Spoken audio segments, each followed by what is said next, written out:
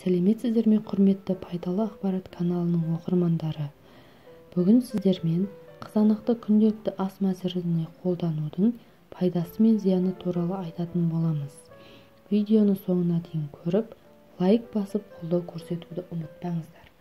Қызанақ адам организміне пайдалы витаминдерге өте бай. Құрамында қышқыл каротин бар.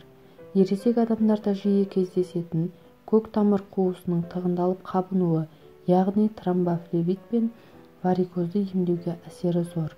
Сонымен қатар қызанақ пен оның шырынын төменгі қышқылдықты гастритті емдеуге пайдаланады. Қызанақты жүрек-қан тамыр аурулар кезінде жеген пайдалы. Өйткені қызанақтың сұрыптарынан ғалымдар 24 пайдалы химиялық элемент тапқан. Онда темір, мыс, калий тұздары көп. Бұлар жүректің жақсы жұмыс істеуіне көмектеседі. Организмдегі артық сұйықтықтарды, зиянды қалдықтарды сыртқа шығарады. Ал шырыны жүрек тамырлары мен қан айналым жұмысын жақсартады және зәрдің шығуын тездетеді. Бұзылған зат алмасу процесін қалыпқа келтіреді. Қызанақ асқазан мен ішектің сөл бөлу қызметі нашарлаған, асқазан ішек жолдары сырқаттары кезінде аса пайдалы. Ас қорытуды жақсартады. Іштің қатуымен қатар жүретін ішек қызметінің бұзылуы кезінде жеген дұрыс. Қантты диабетке және семіздікке шалдыққан науқастар үшін томат құнды тағам. Сапасы жақсы, тұзы аз немесе тұзы мүлде жоқ томат шырынының құрамында ликопин бар. Ол организмді зиянды ісік ауруларының талшықтарынан қорғайды. Қызанақ шырыны семіздікке жол бермейді және иммунитетті көтереді.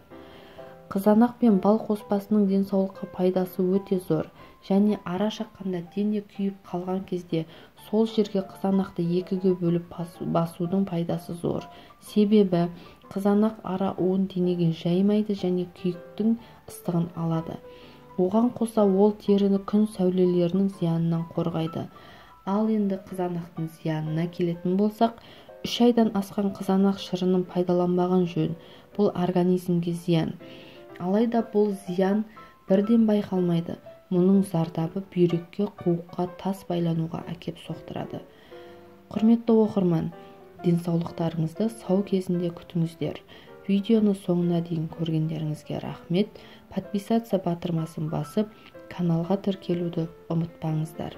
Келесі кездескенше сау саламатта болыңыздар.